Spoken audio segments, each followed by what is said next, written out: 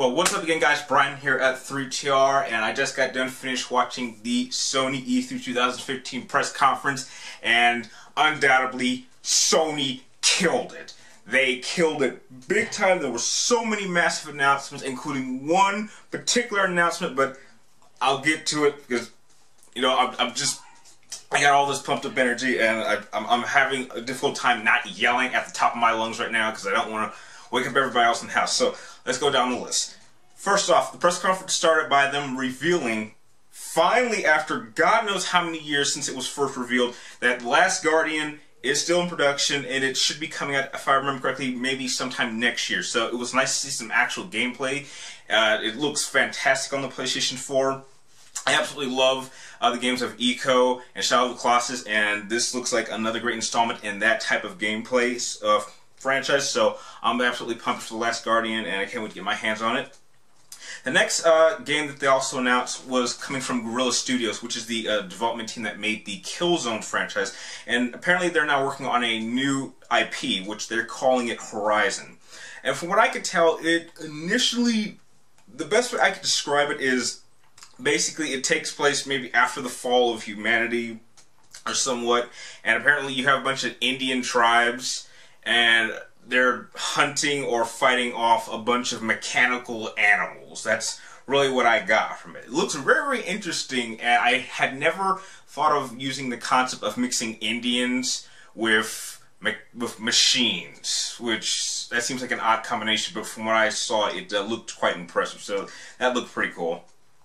After that, they announced a new Hitman game. I have not really actually got a chance to play any of the Hitman games. That's not really my type of game, so I'm sure it has its fan base. So you know, I'm happy for those who are a big fan of the Hitman series. And then they went into Street Fighter V, stating that it is now an exclusive for PlayStation 4 and PC, so that's cool. I'm not a Street Fighter fan, so I won't be getting on more of a Mortal Kombat person. So I kind of would have, you know, like I'll give Xbox Street Fighter if you make the next Mortal Kombat like a PlayStation exclusive. So that's pretty cool. The next thing they announced was they showed some more gameplay footage of No Man's Skies, and they kind of are going into depth to kind of show exactly how big this place was, and the guy was kind of zooming in, showing how all these individual stars were suns in the middle of their own massive galaxies. And I really liked how you actually can fly directly from orbit in space directly down to the planet. So this is definitely a very, very massive game with just unbelievable scale and amount of depth. So that will be very, very interesting to play, especially with something else that they announced is going to be kind of packaging. Well, initially packaging with the PlayStation, but they've kind of made like an exclusive deal so that they have something kind of built for the PlayStation 4, so I thought that was neat. Next thing that they kind of went into is a game called Dreams, which is made from the team that made the Little Big Planet series, and from what I could tell, it seemed to be just a creation-like game where you pretty much can create anything you want with whatever materials, and you can jump from one idea to the other, and you can kind of mix them together. So it's basically the perfect game for someone who has a wide scale of imagination and wants to kind of create something of their own. So I think for people who have imaginations like that, I think that really will be something that they'll want to keep their eyes on. After that, they announced some more Destiny DLC. I stopped playing it after about maybe 2 weeks, so I don't know how many DLCs they have right now, but this newest one, they're calling it, it's called The Taken King. Looks like Destiny. I'm not too pumped up for it, so I'm not wasting my time with it. And then they also talked a little bit about Assassin's Creed Syndicate, which, you know, Black Flag was my last Assassin's Creed game. I tried playing Rogue, got bored of it after 2 hours, didn't even want to bother with Unity, so I'm not even going to mess with the Syndicate. I mean, it's kind of turning into like a Call of Duty-like franchise where they're not really taking their time with their games. I'm a little bit disappointed about that, so I'm not even going to waste my time with that. And then they announced World of Final Fantasy, which was pretty much just this little cutesy version of Final Fantasy where you played as these two little kids and they got to interact with all these other iconic Final Fantasy characters, so I thought that was a bit odd. And then we got to the announcement of the night, which I had heard a lot of rumors about this probably this morning. I heard from 4 different sources. We had been People have been talking about this for years. And for someone like me, who played this game when I was 7 years old, and to this day, I've been saying this since I started my channel, that this game is the single most important video game I have ever played. The very game that made me the type of gamer I am today. They officially announced that Final Fantasy VII is being remade with PlayStation 4-like graphics. It's not an HD remastering, they're actually remaking it. Finally, they have been teasing this bastard since the early PlayStation 3 days. People have wanted it, and now we're finally getting it. However, there is one thing that has me a little bit concerned. I hope it's not true, and I hope maybe they'll clear this up maybe tomorrow when Square Enix does their press conference. But they said that you will get to play it first on the PlayStation 4. Now look, I kind of like to think I'm past my period of time of not being a fanboy anymore, but for this game, I don't want it going to Xbox. It doesn't deserve it. This came out long before Halo or the Xbox even existed. This was the first massive hit on the PlayStation. It needs to stay on the PlayStation, and it's going to celebrate its 20th anniversary, hopefully if this comes out in 2017. I don't like to let the fanboy me come out, but please, for God's sake, keep it on the PlayStation. Xbox doesn't need it. They don't want it. Just please don't.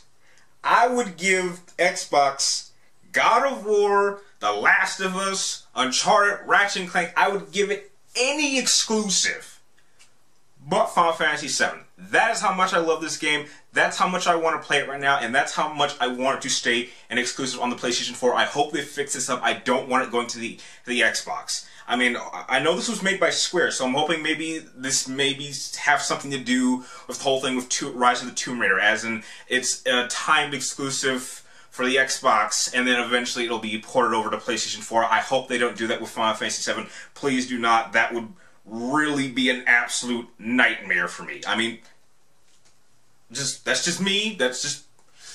Calm down, Brian. Okay, let's move on before we go into a little bit of a fanboy rant. Now, moving on. Another game that also was a major surprise, and they finally have announced that Shinumi 3 is being made. Apparently they start this website on Kickstarter to get some funding so that the game can be made. I know that a lot of people really enjoyed the first two games. I never got a chance to play those, but I know it's a really popular franchise. So that's definitely going to be something. After that, they showed some new gameplay for Arkham Knight.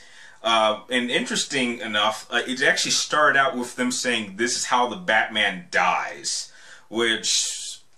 We've heard something like that. I mean, the game comes out next week. I'm pumped up to play it. I got a bunch of unboxing videos I gotta do for that. But if this really is gonna be the last of the Batman Arkham series, then killing off Batman in a sense is maybe a good way to close it off. There's no question in my mind it's Game of the Year material, and I wouldn't be surprised if it actually ended up winning Game of the Year. So I was really pumped up about that. And then they talked a little bit about Project Morpheus, which I wasn't surprised because Xbox is going to have Oculus Rift, and so Project Morpheus makes sense. They both are going to have their own virtual reality sets. I haven't had a chance to try out Morpheus either, so I don't really know how I feel about this whole virtual reality thing, but you know, maybe if I get a chance to test it out, maybe I'll have a better opinion about it. After that, they talked a little bit about Call of Duty Black Ops 3. You know, again, it's Call of Duty. I will play it. I will rent it. I'll probably play it for a week, and then I'll return it. You know, I'm past the whole Call of Duty era time of me. And then they talked about a couple other games. They kind of showed like a little flashback of everything that was going to come out for the PlayStation, and then it finally closed off with them showing this really expensive set piece for Uncharted 4, A Thief's End. You know, the game looks incredible. I have all the Uncharted games. I absolutely loved 1 and 2. I thought 3 was a little bit disappointing, and if this really is going to be the last time we see Nathan Drake, then I think they should go out with a bang. And from what I saw from this gameplay footage, it looks like that's exactly what's going to happen. But undoubtedly, best press conference we've had to date. I really don't think we're going to see anything tomorrow that's going to top this, so Sony did kill it. Xbox did great with Microsoft, but Sony with the PlayStation absolutely killed it again. I wish I was there. Anyway, those are just my initial thoughts on... Oh, snap, the sun's going down, so I better get closing done fast. Anyway, those are just my initial thoughts on the PlayStation press conference. I'd really like to know, what were your guys' thoughts? How was your reaction when they finally announced the Final Fantasy VII Remake? Share your thoughts with me in the comments down below. And if you like this video, feel free to like, comment down below, and please subscribe to check me in my future episodes of press conferences, reviews, and video topics. And like always, thank you guys for watching. You're awesome, and I will see you next time.